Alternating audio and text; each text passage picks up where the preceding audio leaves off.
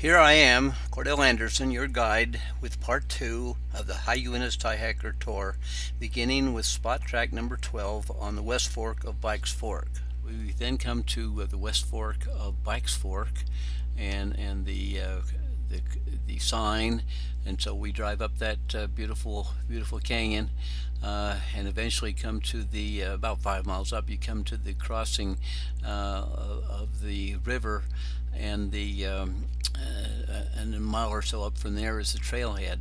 But there, herds of sheep were going up the canyon. All the grass is growing real good now, and but up that canyon, there's a whole series of many tie hack ruins. Uh, and then down again to the North Slope Road, and we go further east and go across the bridge that crosses West Fork of Bikes Fork, and about 100 yards past, 150 yards past, there's a gate where you go in there and you go up a jeep road to Middle Fork of Bikes Fork, which is very rarely visited, but it's a beautiful area with Mount Tokewana or Tokewana Peak in the background there, and beaver dams, and this is the place where I have found the most uh, tie hacker sites of any place in the Uintas. There's at least a dozen different sites of all kinds of ruins, some of them quite large.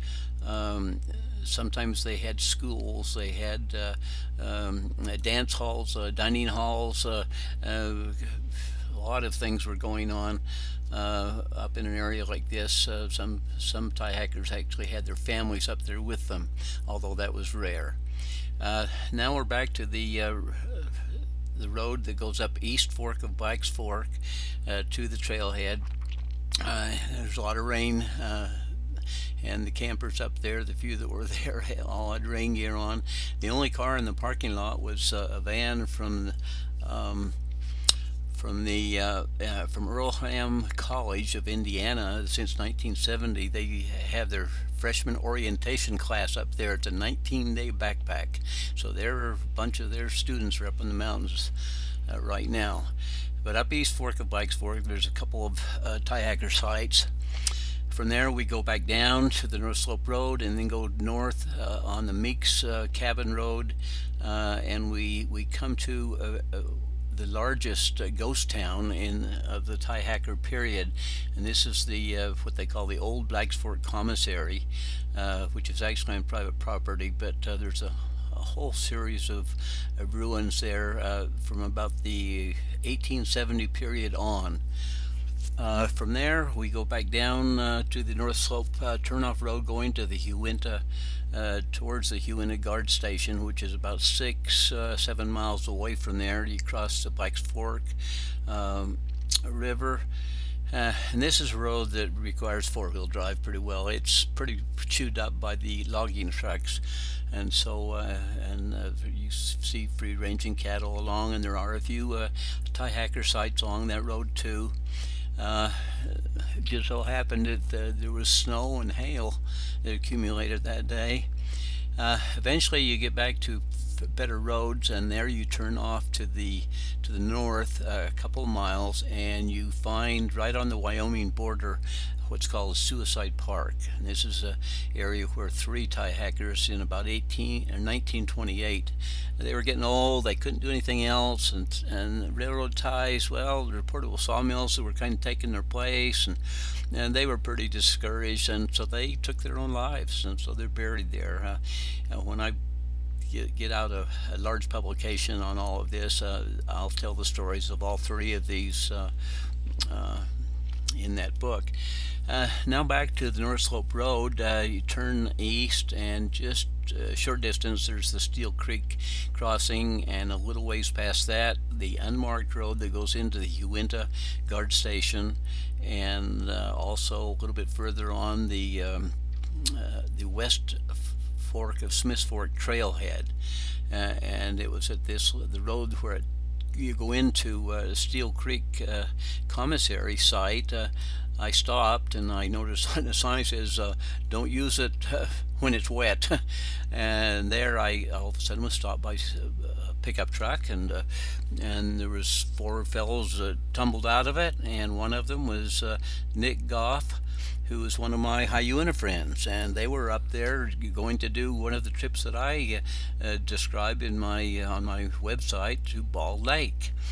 And so it was really great meeting them. And but I walked into the Steel Creek commissary. This is one place where I found an outhouse. The only place I found an outhouse. I found outhouse holes in other places, but it's tipped on its side. But so there's the Steel Creek commissary site, from which they've taken the two cabins that one of them we've seen already reconstructed, and we'll see another in just a minute. A little bit further up the road is the Huina Guard Station, which is a cabin made by the Thai hackers in 1928 and has been used by the Forest Service since the Thai hackers went out of existence. And it was here that I met Teresa and Bob a few years ago, and they're the ones that really started filling me in on the Thai hackers. And so it was great meeting them. I'm sure grateful that I made that trip up into this area. And here is the trailhead. It's a very small trailhead. The register papers inside the old mailbox there were all soaking wet. Nobody had been up into this area yet, and so Nick and his friends were going to be the first ones to go up the drainage this year, up to Bald Lake, which you see here, that I visited a few years ago with my daughter, and then I visited on my own once, fishing really good, and of course they're hoping to get into the fishing too. But when I visited there a number of years ago, I didn't know much about the Thai hackers, and so behind me was a Thai hack cabin, and I checked it out, and it was from the modern period. As attested to by the wire nail. Up the road just a little ways, you start coming to some ruins of the Thai hackers, and then another mile or so, and you find one where you look down past and you can see an old Model T Ford truck. And Hunt's whole kernel corn rusted out can. Another mile or so up, just after you go across the wilderness boundary, there's a well-preserved splash dam and a shack from the period when apparently they had their portable sawmills, because it was made with slabs from a sawmill.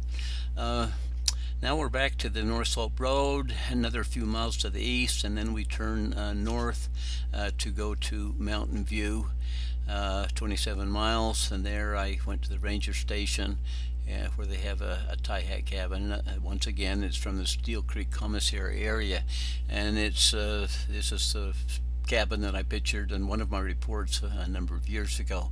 There they have, once again, inside relics. Here's a broad axe, and of course they have explanations about the whole history of the Thai hackers.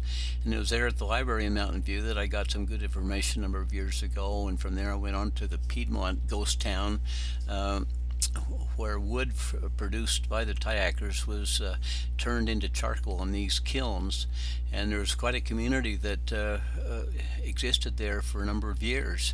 And so here you see ruins of that ghost town. From there I went to Evanston, the Uintah County Library, and spent a half a day or so doing research and just photocopying with my own little camera all kinds of stuff that is going to help me understand better the Thai hacker culture. But what was alarming to me is in the books about the history of the Transcontinental Railroad and books of the Union Pacific Railroad Company and all, the Thai hackers are never mentioned, never given any credit whatsoever. So, like I have called them, unsung American heroes, they certainly are. From there, I drive 15-20 miles to the south, and you come to the site of, well, first of all, you cross the river, the Bear River. It's called Myers Crossing, where the pioneers crossed, and where there's a monument to them and to the handcart company. And then a little further on, site of Beartown with an explanation there about it. You can hit the pause button and read that. It's a fascinating place, but it was called the liveliest, if not the most wicked town in America. And here is a picture of it, and of Tom Bear River Smith, who became the marshal, and he tried to stop this bloody battle between white people there, but he couldn't do it, and so it became the bloodiest battle in the history of Wyoming between white people. But I found the exact spot where Bear Town existed. They say nothing is left, no remnants. Well, I swore years ago that I would find something, even if it was an old piece of wood, and so here's the old piece of wood. And then, of course, I found a Bud Light bottle too and photographed it. Well, that's the Tihacker tour, and we're heading back home now, up over the Uintas and back through Heber, Utah, where there was a real downpour and a beautiful rainbow with hopefully I'll find a pot of gold at the end of this trail that I'm following. But so that's the tour of the Tihackers. I hope you've enjoyed it. I hope that you'll be interested in learning more about these unsung American heroes when I finally get something published. So thanks a lot.